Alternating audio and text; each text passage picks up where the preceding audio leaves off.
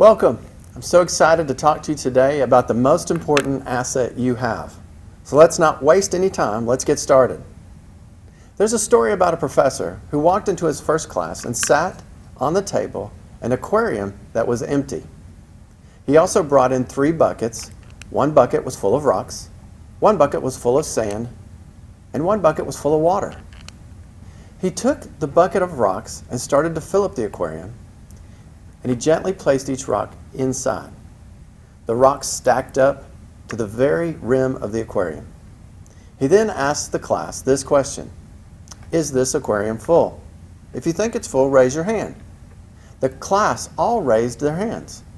They believed the aquarium was full. He then took the bucket of sand and poured it into the aquarium, filling in the spaces around the rocks. And then he asked the same question: is the aquarium full? If you think it's full, raise your hand. No one raised their hand because he still had one bucket left. He then took the bucket of water and poured it into the aquarium, where each and every tiny space was filled. He asked a third time: is the aquarium full?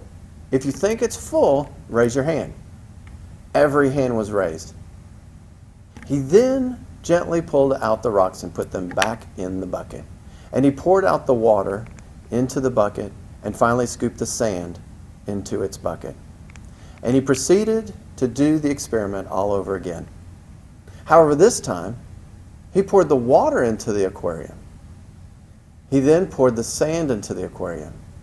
And finally, he placed each rock into the aquarium. But something interesting happened. All of the materials did not fit inside the aquarium. Instead, the rocks poked out above the edge of the aquarium. I've actually tried this experiment, and it's not magic. This actually happens. He then asked the class, why did these materials not fit in the aquarium? What's the difference? One of the students raised his hand and said, the order in which you place the materials in the aquarium make the difference. When you put the big rocks in the aquarium first, everything fits. But if you wait until the end, they'll never fit. Exactly, said the professor. During this next year, you're going to be challenged in your aquarium. The aquarium that you have is called your calendar. Each day, your calendar is going to be filled. You can either put the big rocks in first, and then the sand and water around that, and then everything will fit. Or you could pour in the water, put in the sand, and try to fit the big rocks in, but they won't fit. You came to this university to get an education. So the big rocks are your classes. They're your quizzes and your tests. It's your study time. The sand are all the clubs and organizations and athletic teams you'll be involved with.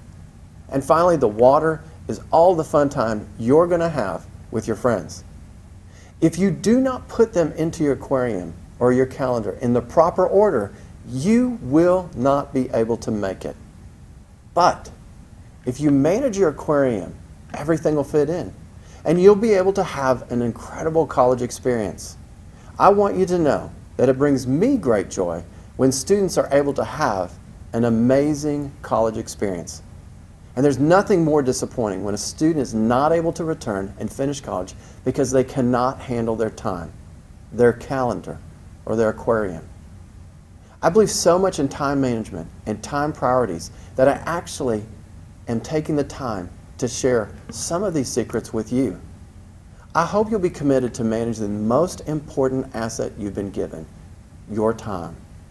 And that you'll make sure that you invest your time in your college experience so that you not only have an incredible education when you graduate, but you have transformative experiences and memories that you'll take with you throughout your life.